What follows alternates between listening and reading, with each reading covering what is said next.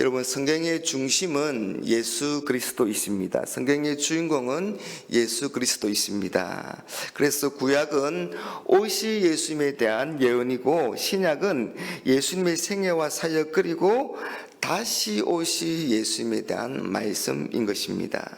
구약에는 예수님에 관한 예언들이 참 가득합니다. 그 예언들은 예수님의 탄생으로부터 시작해서 예수님의 사역, 그리고 예수님의 죽음과 부활을 예언합니다. 신약은 그런 예수님에 대한 구약의 예언대로 이루어지고 있음을 보여주고 있습니다. 그래서 예수님이 하나님의 뜻을 온전히 이루신 메시아임을 증거하는 것입니다. 오늘 본문은 동방박사들이 아기 예수님께 경배하고 떠난 이후로부터 예수님께서 나사렛이라는 동네에 정착하여서 사기까지의 그런 가정의 이야기입니다.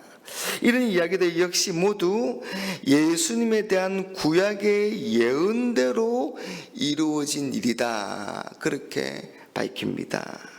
헤롯은 동방박사들로부터 예수님이 태어난 곳을 알아내려고 했습니다. 하지만 하나님께서 동방박사들에게 다른 길로 해서 고국에 돌아가라, 그렇게 하심으로 그 일이 실패하고 말았습니다.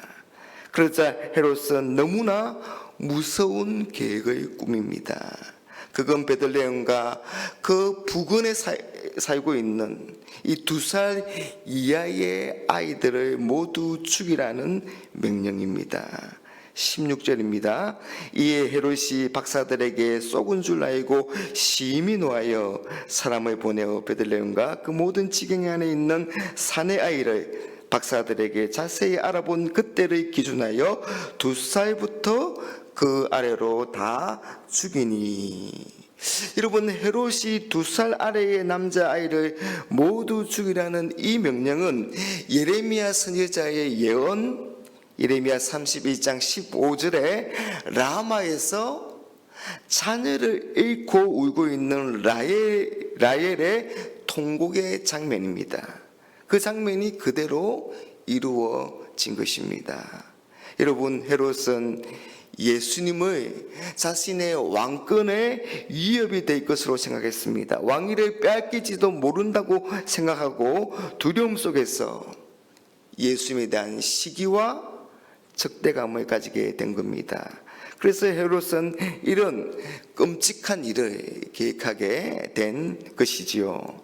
그런데 이때 하나님은 요셉에게 꿈을 통해서 헤롯이 예수님을 죽이려고 하니 애굽으로 피하고 다음 지시가 있을 때까지 거기 있으라, 그렇게 말씀하십니다.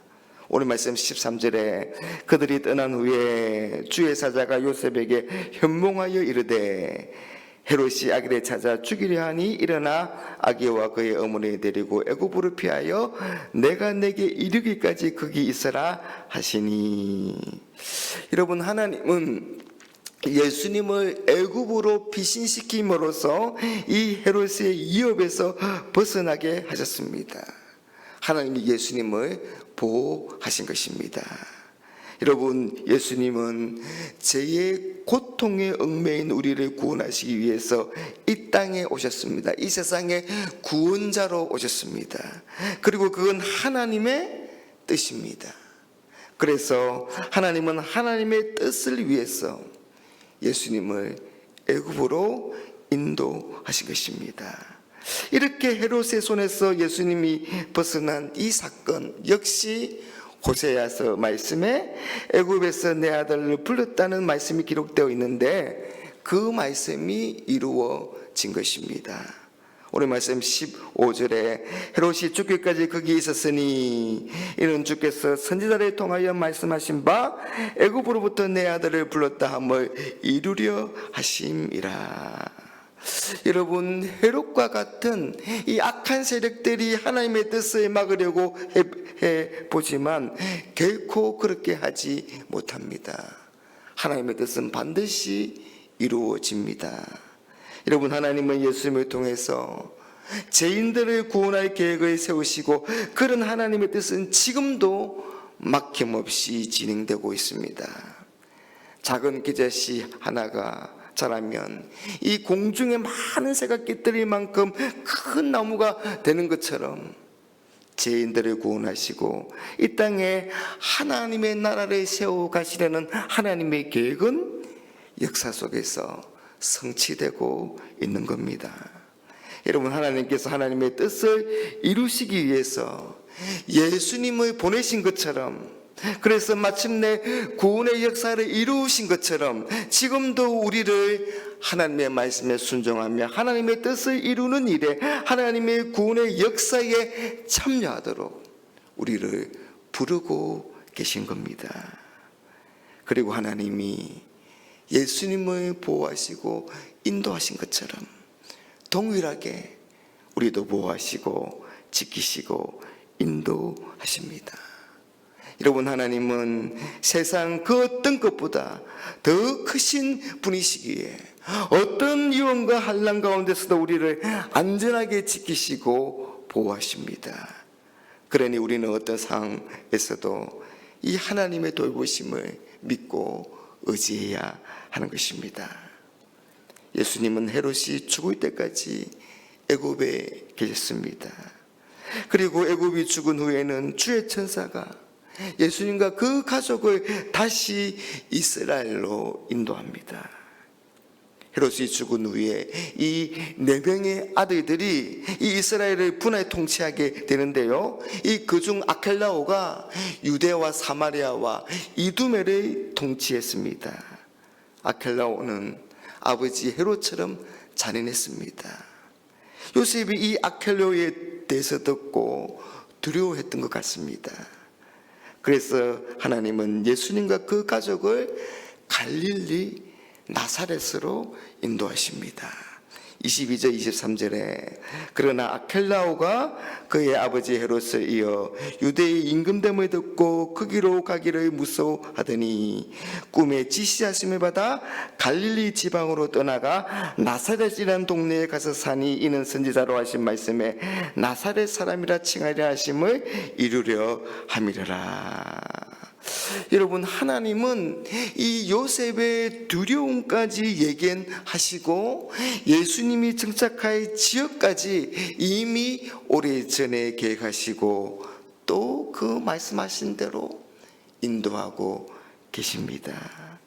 그래서 예수님이 나사렛에서 자라게 되심으로 나사렛 사람이라 불리게 된 것입니다. 여러분, 여기서 이 나사렛이란 이 단어의 뜻이 싹, 나뭇가지란 그런 뜻인데요, 이 이사야 선지자는 이 메시아를 이새의 싹이다, 이새의 가지라고 부르면서 이것을 고난받는 종에 비유를 했습니다. 예수님은 나사렛에서 연한 순같이 자라나셨지만 십자가에서 죽으시고 부활하심으로 구원의 역사를 완성하셨습니다. 여러분, 오늘 우리는 3가지 사건을 살펴봤습니다.